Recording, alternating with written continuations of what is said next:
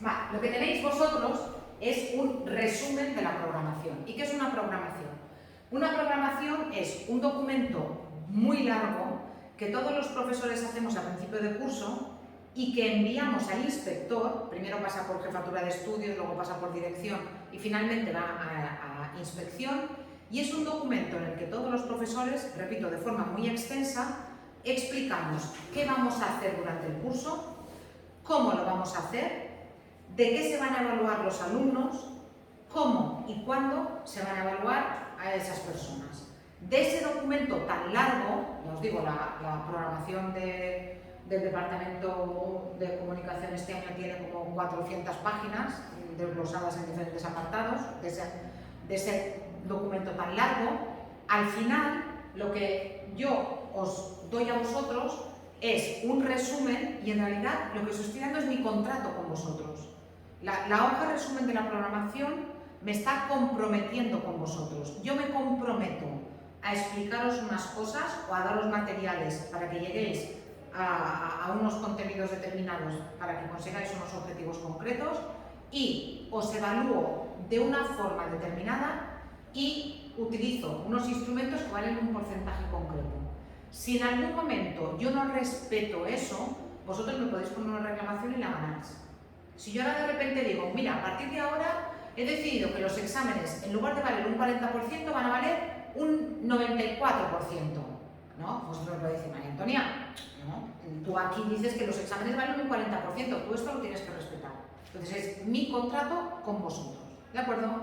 En ese contrato, ¿qué es lo que nos encontramos? Bueno, lo primero, lo que nos encontramos es lo que vamos a ver durante el curso. Como os he dicho antes, hay un salto bastante importante con respecto a lo de primero y segundo. Pero sí que es verdad que en el primer apartado que vamos a ver en cada tema, que es el apartado de texto, en realidad lo que vamos a ver es texto argumentativo. Tanto en el primer tema, como en el segundo tema, como en el tercer tema, vais a ver cómo todo pivota en torno al texto argumentativo. De diferentes maneras y en diferentes tipologías, pero al final el texto que vamos a ver ahora es texto argumentativo, que os tendría que sonar de primero, porque en primero sí que ya hicimos una introducción importante al texto argumentativo. En el segundo apartado vamos a hablar de literatura y en concreto vamos a hablar de historia de la literatura. Tanto en primero como en segundo hemos ido hablando de teoría de la literatura, que es un texto narrativo, que es un texto literario, cómo se analiza un poema, cuáles son los diferentes géneros, los recursos estilísticos, porque todo eso es la base que necesitáis para ver ahora la historia de la literatura. Y vamos a ver la historia de la literatura en castellano. Vamos a empezar por el primer texto que se conserva en castellano, que justamente es el poema de Mío Cid, que está inspirado en ese personaje que es el protagonista de Siri, ¿sí? Y vamos a acabar con la literatura del siglo XVIII, porque luego en cuarto se ve la literatura del siglo XIX y del siglo XX, y parte del XXI, ¿sí? Por tanto, historia de la literatura de la Edad Media, del Renacimiento, del Barroco y del Neoclasicismo, en los tres temas. Luego, hay un apartado de sintaxis, oración simple. Vamos a ver la oración simple a lo largo de este curso. También el año pasado empezamos con la preparación, clases de palabras, tipos de sintagmas. Esa también es la base en la que vamos a ir poniendo la oración. No tendréis que analizar. No os voy a pedir que analicéis. Si habéis venido, si os acordáis del instituto, en algún momento habéis hecho análisis con llaves o con cajas o con rayitas, eso no lo vamos a hacer. Pero sí que vais a tener que identificar sintagmas, que es un sujeto, que es un directo, que es un indirecto. Eso lo veremos también en las tres unidades. Y luego haremos también un poquito de ortografía, en este caso básicamente tildes, es lo que vamos a hacer en este curso, ¿sí? Y con eso nos iremos hasta finales de enero, que es cuando tendréis el último examen.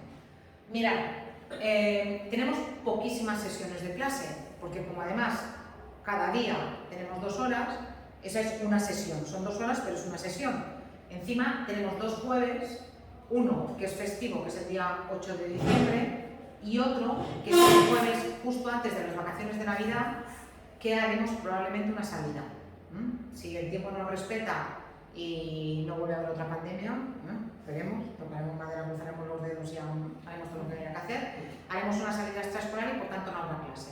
Pero esas semanas en las que no haya clase, yo sí que os voy a colgar vídeos y os voy a pedir que hagáis cosas.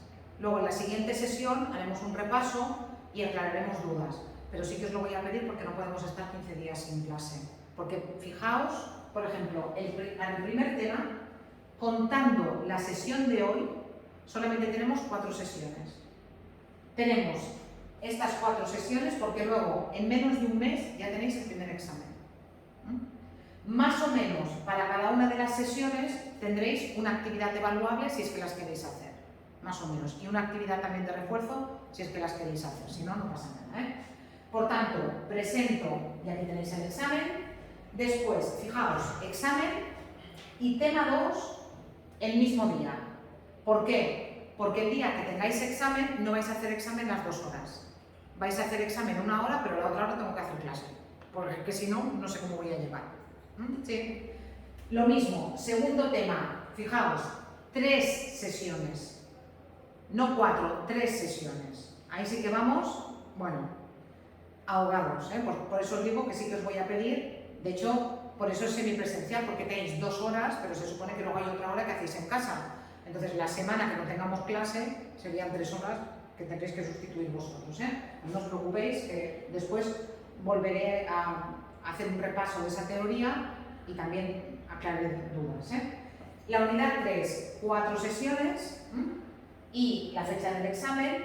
Después tenéis la lectura, el día que tendréis que dar cuenta de la lectura, luego hablamos también de cómo.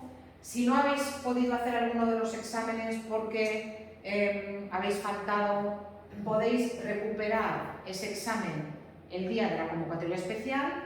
Y si no habéis aprobado por exámenes o queréis subir nota, también tenéis la oportunidad de venir al examen final el día 1 de febrero. De eso ya hablaremos cuando nos estemos acercando al 1 de febrero. ¿De acuerdo? Ahora, fecha que tenéis que tener en la mente, el día 3 de noviembre, que es jueves, naturalmente, vais a tener que hacer el examen del tema 1. ¿Sí?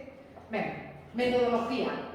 Básicamente lo que os he explicado ahora. Voy a hacer mucha teoría en clase porque las 2 horas yo creo que es lo que conviene, porque después esta teoría en casa la completáis con los vídeos, tanto los míos como los que yo os recomiendo, y después también para hacer actividades. Entonces complementáis lo que hayamos hecho en clase. Si alguna vez me da tiempo, haremos un poquito de comentario de texto o de algún tipo de actividad en clase. Eso me gustaría, pero creo que no va a ser posible.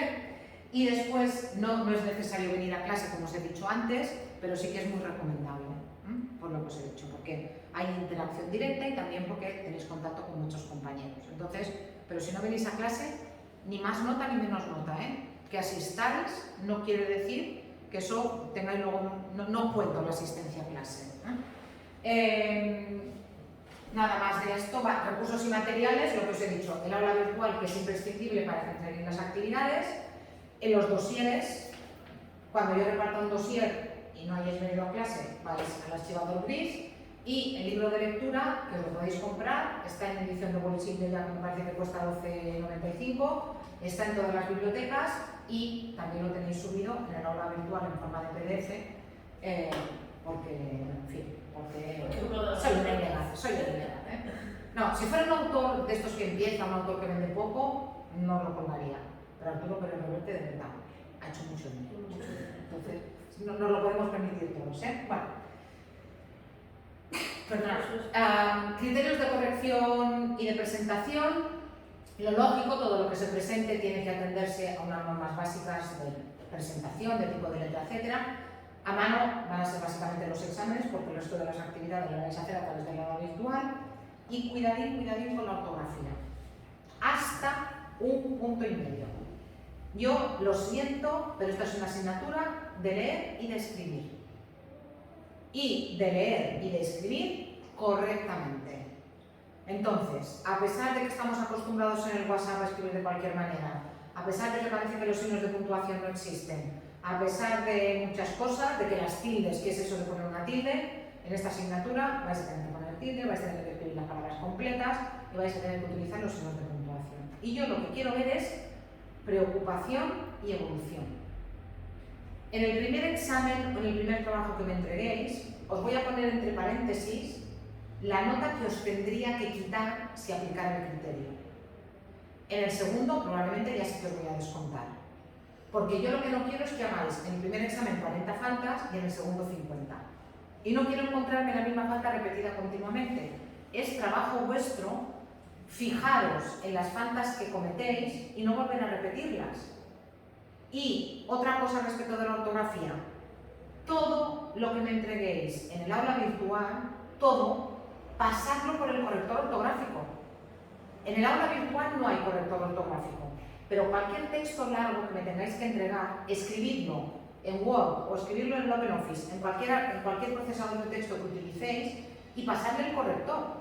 Si os marca en rojo, clicáis y hasta os da las opciones. Si vosotros me entregáis algo y escribís había con V, os lo va a marcar en rojo, el corrector, el aula virtual no, el corrector. Si está en rojo, clicáis y os va a poner había con B. Entonces, corregidlo. Si os pone el gusanito ese azul debajo, quiere decir que hay algún tipo de error, que no es ortográfico, pero que hay un error. Por ejemplo, si termináis una frase, dejáis el espacio y luego ponéis el punto, no tendría que ser así, tendría que ser al revés, primero el punto y luego el espacio, os lo marca en azul, para decir, vale, aquí hay algo que no me cuadra. O, si por ejemplo ponéis, los alumnos estudia mucho, vais a ver que también os lo marca porque veis que no hay una concordancia, que tenéis los alumnos en plural y que luego tenéis estudia en singular. Aprovechadlo. ¿Qué os pensáis? ¿Que Arturo Pérez Reverte, que es académico de la lengua, no utiliza el corrector ortográfico? Yo utilizo el corrector ortográfico. Todo lo que paso, todo lo que escribo, lo paso por un corrector ortográfico, tanto en catalán como en castellano. ¿Por qué? Porque a veces te despistas, porque a veces tocas una tecla que no quieres, porque a veces no lo sabes. Entonces, utilizar las herramientas que os dan las nuevas tecnologías. Hemos empezado la clase despotricando de las nuevas tecnologías, pero ya que tienen muchas cosas buenas, aprovechadlas. Y eso también tiene referencia, tiene que hacer, aprovechando eso, voy a hacer referencia a otras dos cosas de las nuevas tecnologías. Si el texto que escribís es medianamente largo, no lo hagáis directamente en el aula virtual. Hacedlo primero en un procesador de texto, guardad el texto por si acaso y luego hacéis un copia y pega y me lo enviáis. Hacedlo así. ¿Por qué? Porque a lo mejor se cuelga el aula virtual y habéis estado trabajando una hora en un texto que no se ha conservado. A lo mejor resulta que hay algún tipo de problema y queréis rehacer el texto. Si lo tenéis guardado, bien. Si ya me lo habéis enviado, no. Entonces, hacedlo así. Y aprovechando lo de las nuevas tecnologías, vais a ver que en los apuntes, en el libro digital, os vais a encontrar muchos vídeos. Los vídeos que yo os cuelgo son vídeos que yo he visto que son buenos y que son útiles. Mi consejo es que no busquéis material extra en Internet, porque os vais a agobiar. Hay tantas cosas en Internet que uno se acaba perdiendo, y muchas de las cosas que hay en Internet no son buenas. Muchas son trabajos que han hecho los alumnos que con muy buena voluntad y muchas veces con muchos medios informáticos y con programas estupendos que parece que son fantásticos, pero que luego tienen unos errores de bulto que asustan. Que yo veo, que a lo mejor vosotros no veis, y a lo mejor os creéis que porque el youtuber tal lo explica de esa manera, es así. Y a lo mejor sí es así, pero a lo mejor no es así. Y luego, si encontráis algún material que vosotros creéis que es bueno y que está muy bien, pasádmelo. Porque yo lo miro y si de verdad está bien lo comparto con todos y también pasa a formar parte de mis apuntes.